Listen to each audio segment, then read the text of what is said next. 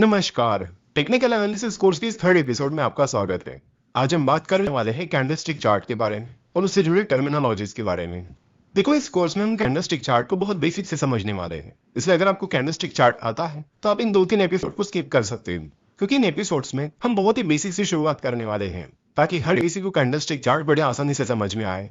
Technical analysis करने के लिए जिस चार्ट का उपयोग किया जाता है उसका नाम है कैंडलस्टिक चार्ट। वैसे अलग अलग टाइप्स के और भी चार्ट्स होते हैं, जैसे कि line chart, bar chart etcetera, लेकिन उनसे अच्छे से एनालिसिस नहीं हो पाता है। डिटेल टेक्निकल एनालिसिस के लिए आपको कैंडलस्टिक चार्ट ही लगता है, जिसके बारे में यहाँ से आगे बात करने वाले हैं। कैंडलस्टिक चार्ट को शुरू करने से पहले हम फिर से एक बार टेक्निकल एनालिसिस को ओवरव्यू करते हैं। देखो, टेक्निकल एनालिसिस हमें बताता है कि जो घटनाक्रम पहले घट चुका है वो फिर से घट सकता है। जैसे कि अगर पिछले कुछ हफ्तों से मंडे को ज्यादा बारिश हो रही है, ट्यूसडे को ज्यादा बारिश हो रही है और वेडनेसडे को कम बारिश हो रही है, और पिछले कुछ हफ्तों से हर हफ्ते में ऐसा ही हो रहा है। मंडे को ज्यादा बारिश, ट्यूसडे को भी ज्यादा बारिश और वेडनेसडे को कम बारिश। तो टेक्निकल एनालिसिस ये प्रेडिक्ट करेगा कि आने वाले हफ्ते में भी अगर मंडे को ज्यादा बारिश होती है, ट्यूसडे को भी ज्यादा बारिश होती है, तो वेडनेसडे को बारिश कम होगी।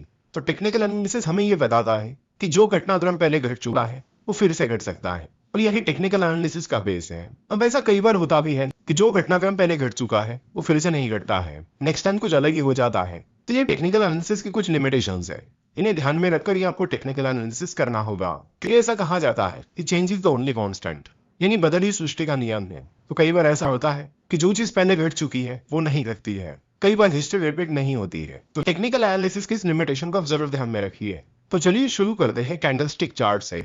कैंडल कुछ इस तरह दिखती है, इसे कैंडल या कैंडल स्टिक कहते हैं क्योंकि ये कैंडल की तरह दिखती है। और कैंडल स्टिक चार्ट में जो भी अलग अलग पैटर्न्स हैं उन्हें अलग अलग नाम दिए गए हैं, और जिस तरह से वो दिखते हैं उसी तरह के उनके नाम हैं। तो यहाँ कैंडल में ये जो पार्ट है इसे कहते हैं बॉडी।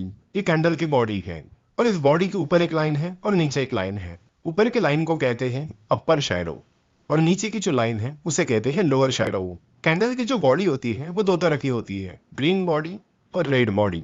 चलो तो इन दोनों कैंडल्स को देखते हैं। एक वो कैंडल जिसकी बॉडी ग्रीन है, और एक वो कैंडल जिसकी बॉडी रेड है। जिस कैंडल की बॉडी ग्रीन होती है उसे बुलिश कैंडल भी कहा जाता है, और जिस कैंडल की बॉडी रेड होती है उसे बियरिश कैंडल कहा जाता है।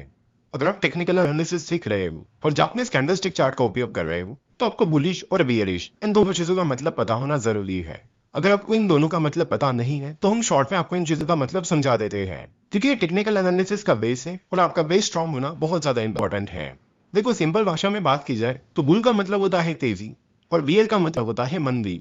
बुल यानी बैल नीचे से ऊपर की तरफ अटैक करते हैं, इसलिए जब शेयर प्राइस ऊपर जाती है तो उसे बुलिश पैटर्न कहते हैं। वही बियर यानी भालू ऊपर से नीचे की तरफ अटैक करते हैं, इसलिए जब शेयर प्राइस गिरने लगती है तो उसे बियरिश पैटर्न कहते हैं। तो इस तरह बुल और बियर एक दूसरे के अपोजिट होते हैं। बुल मतलब शेयर प्राइस ऊपर जा रही है, वही बियर मतलब शेयर प्राइस नीचे जा रही है। तो इससे आपको पता चल ही गया होगा कि बुलिश कैंडल का मतलब क्या होता होगा और बियरिश कैंडल का मतलब क्या होता होगा। बुलिश कैंडल का मतलब है कि शेयर प्राइस उस दिन या उस पीरियड में ऊपर गई है, और बियरिश कैंडल का मतलब होता है कि शेयर प्राइस उस दिन या उस पीरियड में गिर गई है या नीचे आ गई है।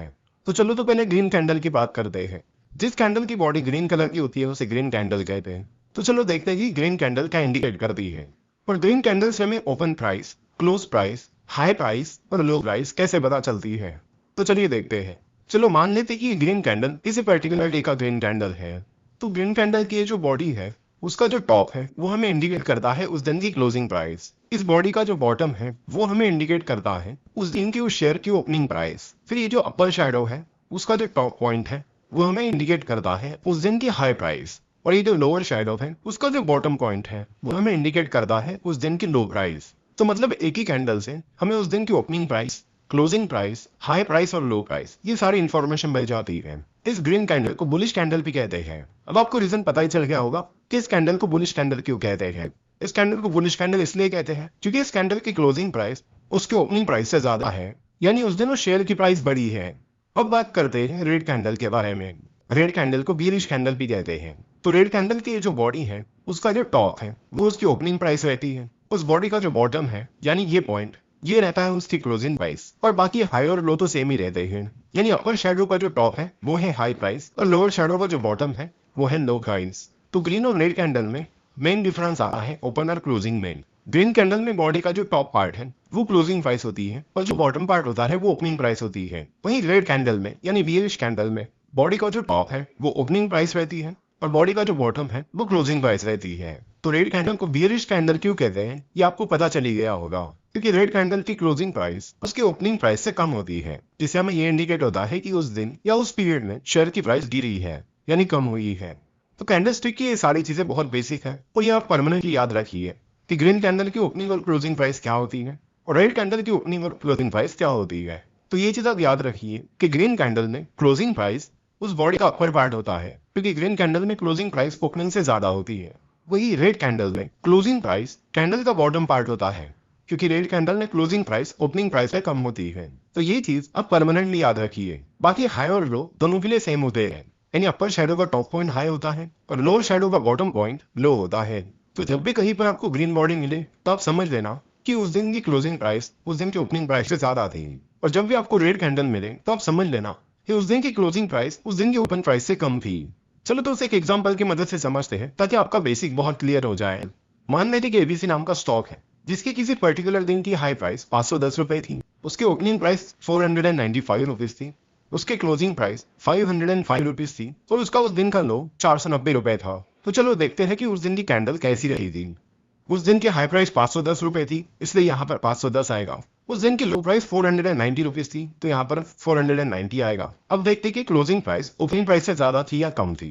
तो क्लोजिंग प्राइस ओपनिंग प्राइस से ज्यादा थी, यानी उस दिन की क्लोजिंग प्राइस 505 रुपए थी और ओपनिंग प्राइस 495 रुपीज थी। तो क्लोजिंग प्राइस ओपनिंग प्राइस से ज्यादा है, इसका मतलब है कि वो ग्रीन कैंडल है। तो 505 उस कैंडल की बॉडी का टॉप पार्ट रहेगा और 495 जो कि उस दिन की ओपनिंग प्राइस थी वो उस कैंडल की बॉडी का बॉटम पार्ट रहेगा। वही अगर किसी दिन उस शेयर की हाई प्राइस 510 रुपए होती, ओपनिंग प्राइस 505 रुपए होती, क्लोज प्राइस 495 रुपीज होती और लो प्राइस 490 रुपीज होती, तो फिर वो कैंडल कैसे दिखती। तो उस दिन की हाई प्राइस 510 रुपए थी जो कि अपर शेडो का टॉप पार्ट रहेगा। उस दिन की लो प्राइस 490 रुपीज थी जो कि लोअर शेडो का बॉटम पार्ट रहेगा। और उस दिन की क्लोजिंग प्राइस उस दिन की ओपनिंग प्राइस से कम थी, यानी क्लोजिंग प्राइस 495 रुपीज थी, वही ओपनिंग प्राइस 505 रुपीज थी। तो यहाँ पर क्लोजिंग प्राइस ओपनिंग प्राइस से कम थी, इसलिए ये रेड कैंडल बनेगी और उसकी क्लोजिंग प्राइस उस बॉडी का बॉटम पार्ट रहेगी, तो उसकी ओपनिंग प्राइस उस कैंडल की बॉडी का टॉप पार्ट रहेगी।